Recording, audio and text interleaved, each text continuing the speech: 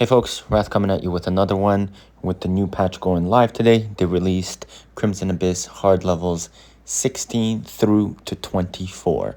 So what I want to do here is give you guys a guide from 16 to almost 23. I'm about maybe 10-15% DPS short. So what I'm going to demonstrate here is 22 and what the approach is. All right, let's jump into the characters. I will start by saying that the difficulty level of these levels is fairly high. And so I'm going to be using my own account to demonstrate who we're using. But everybody here is Immortal 120 X30 Intempered gear. So fairly high requirements for the levels, especially as you get into the late 20s. So 20, 21, 22, 23. Really high DPS requirements and survivability requirements. So the first character I want to talk about here is Anpu. He's in a Tempered Surge set. I'm using attack, attack, attack across the bottom row. Sif is the second character that we're using. She's in a critical based Tempered Madness set. So what we're talking about here is as much crit rate as possible, ideally 100%, and then you're stacking crit damage and attack for her. So what we've got her here is in crit rate gloves, attack helmet, and attack boots, and really the rest of it is to fill in the necessary stats. Third is Daniel. It is important to mention that he is awakened all the way to 7. You could probably get away with a lower awakening, but at A6, you pick up a whole bunch of crit rate that you can augment your gear from. So what we've got him here then is in a crit-based build similar to Sif. That's madness-based and tempered. So crit rate, attack, attack across the bottom row. I do have enough attack for him, so I've put him in an overload set here. All right, and the fifth character, and this is a unique change, up until about level 22, I was able to get away using Sorvally, and at 22 and 23, the damage incoming is just way too high, and the two main damage dealers are actually going to be Sif and Daniel, and so boosting them versus Anpu helped a lot. So what we did here is we've got Purana in an abundant set. If you've got her potentially in a better recharge set for gear, ideally put her into that. I don't have spare recharge gear that I could allocate towards her.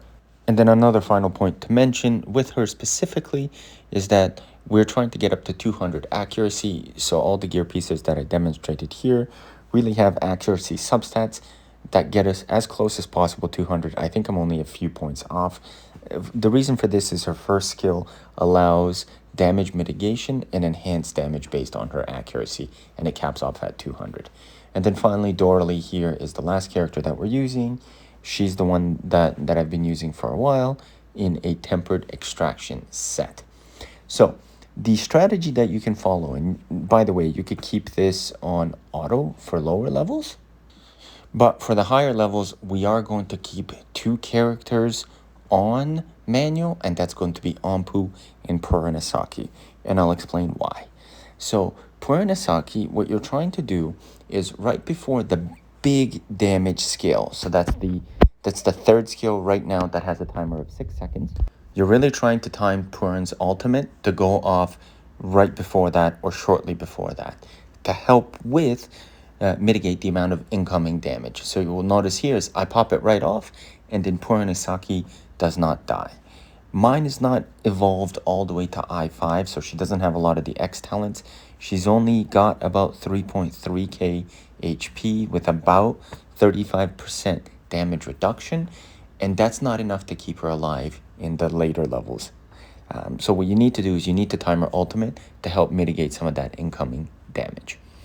So that's what I want to say about her. The other character here that I want to keep on manual is Anpu. And what you're really trying to do is time his ultimate as often as it comes as possible, unless the first skill gets really low in the timer. You want to hold his ultimate, because if you explode, he'll kill his zombies, and then the amount of adds that's necessary and needed to help mitigate the pushback from the first skill, where he blows a whole bunch of air at you, those adds will run out, and then you'll be either pushed back further or you'll run off the ledge.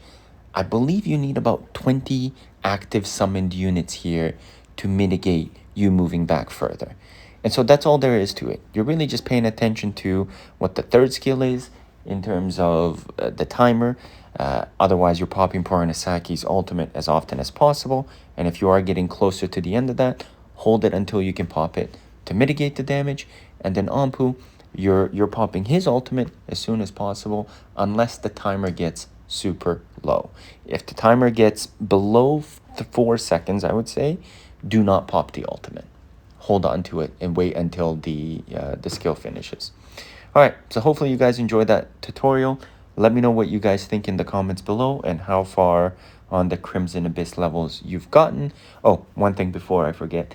I think with the damage, difficulty increase in these levels, I think it's safe to say that we're going to be expecting a new summoner that's going to help with that. So my prediction is we're going to have a new summoner coming up either as the next new unit or the following unit thereafter.